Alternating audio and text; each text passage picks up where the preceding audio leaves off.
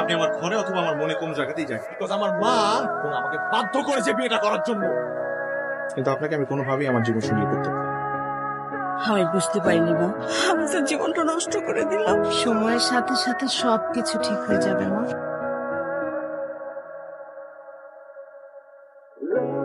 আপনি চাইলে উপরে এসে ঘুমাতে পারেন। আমি অনেক কষ্ট করেই বড় হয়েছি, মেঝেতে শুলে কিছু না। কি ব্যাপার, কাঁদছেন কেন? না থামান। কাছে আমার ভাগ্যের কথা ভেবে। আমি আসলে বিয়েটা করতে চাইনি, কারণ আপনাকে দেবার মতো ভালোবাসা আমার নেই। আমাকে দেবার মতো ভালোবাসা কেন নেই আপনার কাছে? আমি একটা মেয়েকে পাগলের মতো ভালোবাসতাম, কিন্তু ও আমার ভালোবাসাটাকে দুমড়ে মুচড়ে ফেলে দিয়ে চলে গেছে। অন্তত আপনার মায়ের কথা চিন্তা করে তো জীবনটাকে এইভাবে কাটানো ঠিক না। আমি আমার মাকে কষ্ট দিতে চাই না, আর নতুন জীবন শুরু করতে চাই। এটা কি সম্ভব? আপনি কি আমাকে ভালোবাসবেন? আমাকে একটা নতুন জীবন দিবেন?